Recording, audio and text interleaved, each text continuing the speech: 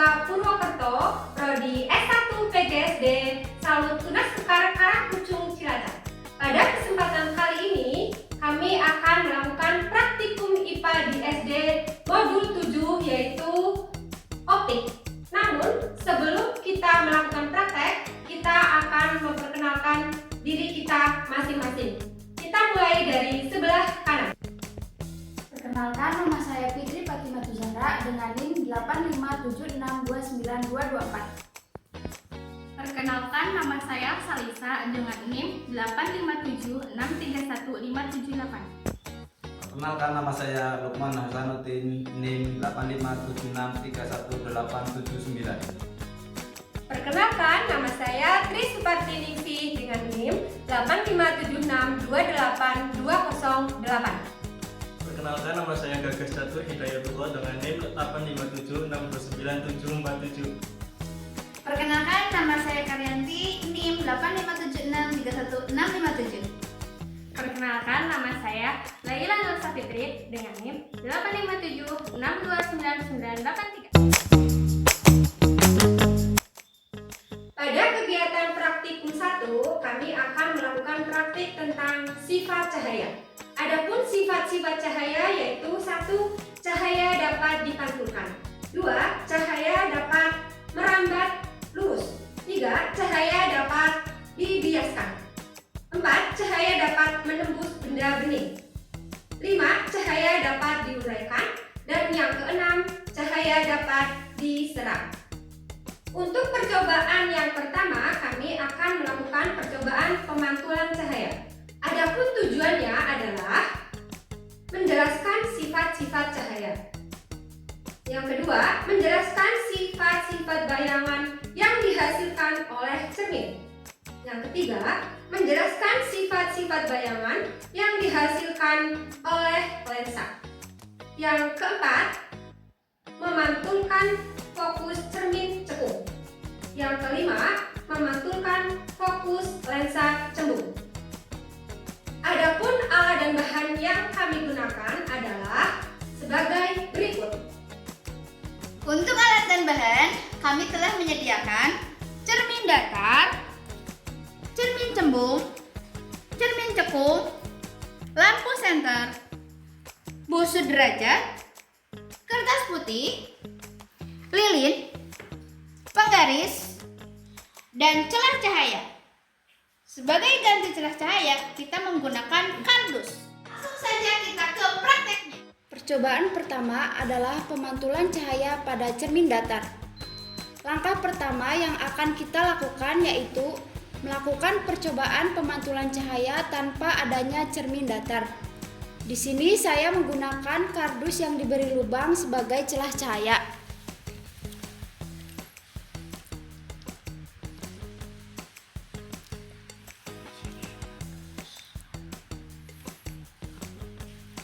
Kemudian kita nyalakan senter.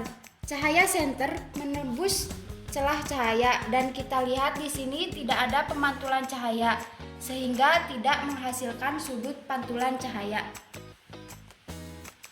Langkah kedua, kita akan melakukan percobaan di mana senter, celah cahaya dan cermin pada posisi yang sejajar. Di sini senter dengan celah cahaya memiliki jarak 10 cm.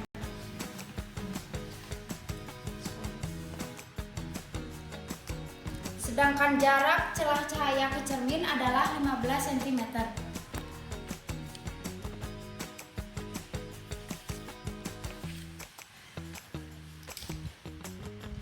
Di sini kita dapat melihat cahaya menembus celah cahaya dan menuju ke cermin datar sehingga cahaya memantul searah dengan cahaya yang datang dari senter.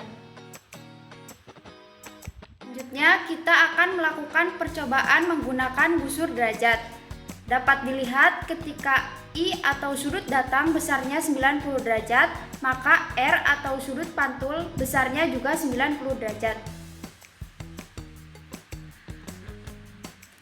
Ketika I atau sudut datang besarnya 30 derajat, maka R atau sudut pantul besarnya juga 30 derajat. Ketika I atau sudut datang besarnya 60 derajat, maka R atau sudut pantul besarnya juga 60 derajat. Cobaan selanjutnya, kami akan meletakkan benda. Dalam hal ini, kami menggunakan lilin. Kami letakkan di depan cermin datar dan kami akan mengamati bayangannya selama benda itu kami geser-geserkan di depan cermin datar.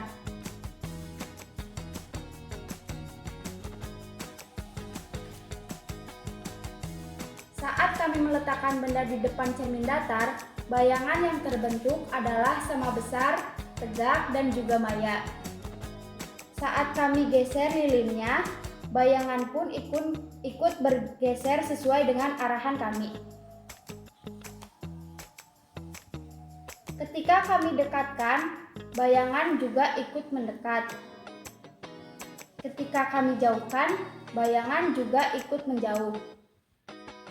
Lalu ketika kami ukur menggunakan penggaris, jarak antara cermin dan lilin sama dengan jarak antara bayangan dan cermin.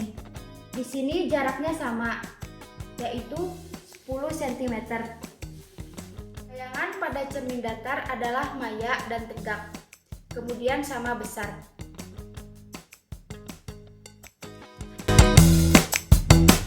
Praktek kami dapat disimpulkan sifat bayangan yang dibentuk oleh cermin datar adalah bayangan bersifat maya, bayangan bersifat tegak, tidak terbalik, bayangan sama besar dengan benda aslinya, jarak bayangan ke cermin sama dengan jarak benda ke cermin. Kami akan melakukan praktikum IPA modul 7 mengenai lensa cembung dan lensa cekung. Tujuan dari praktik ini adalah 1. Menentukan jarak titik api lensa cembung. 2. Menentukan kekuatan lensa cembung. 3. Menentukan jarak titik api lensa cekung. Untuk alat dan bahan, kami menggunakan 1. Cermin cekung, lensa cembung, lilin, penggaris, dan layar putih. Kami akan melaksanakan praktek. Jika jarak antara lilin dan lensa 40 cm, maka bayangan fokusnya berada di 14 cm jarak antara lensa dan layar. Jika jarak antara lilin dan lensa 30 cm, maka bayangan fokusnya berada di 18 cm jarak antara lensa dan layar. Jika jarak antara lilin dan lensa 20 cm, maka bayangan fokusnya berada di 27 cm jarak antara lensa dan layar. Jika jarak antara lilin dan lensa 15 cm, maka bayangan fokusnya berada di 45 cm jarak antara lensa dan layar. Bahan kedua, pemantulan cahaya pada cermin cembung. Sebelum menggunakan cermin cembung di layar tidak terlihat adanya tanda bekas cahaya. Lalu saat kita gunakan cermin cembung dan posisi dari layar kita rubah mendekati arah cahaya lilin, di sini juga tidak terlihat jelas tanda adanya berkas cahaya. Karena sifat dari cermin cembung adalah menyebarkan pantulan cahaya. Kesimpulan sifat bayangan yang dibentuk oleh cermin adalah: yang pertama, bayangan bersifat maya. Yang kedua, bayangan tegak atau tidak terbalik. Yang ketiga, bayangan lebih kecil dari benda aslinya. Yang keempat, bayangan tampak berada di belakang cermin. Yang kelima, semakin benda jauh dari cermin, bayangan akan tampak semakin kecil dan semakin dekat ke titik fokus cermin.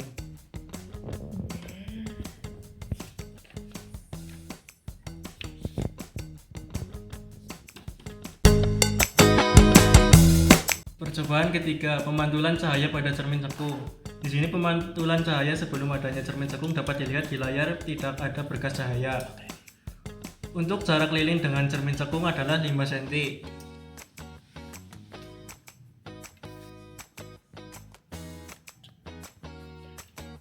Dan untuk jarak lilin dengan layar adalah 30 cm.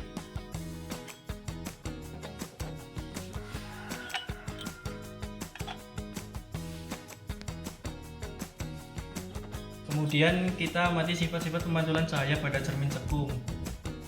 Kesimpulan sifat-sifat bayangan yang dibentuk oleh cermin cekung adalah: yang pertama, bayangan bersifat nyata, dapat ditangkap pada layar. Yang kedua, bayangan terbalik dibandingkan benda aslinya. Yang ketiga, jika benda terlalu dekat ke cermin dalam jarak tertentu, bayangan akan hilang atau tidak tampak pada layar karena bayangan menjadi maya.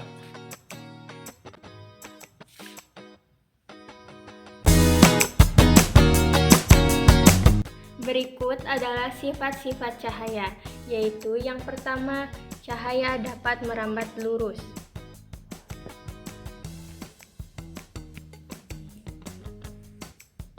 Yang kedua, cahaya dapat dipantulkan.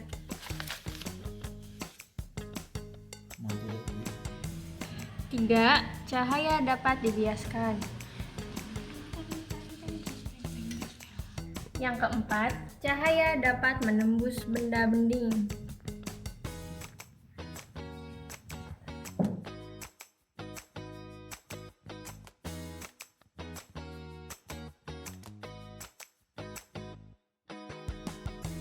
Demikian praktik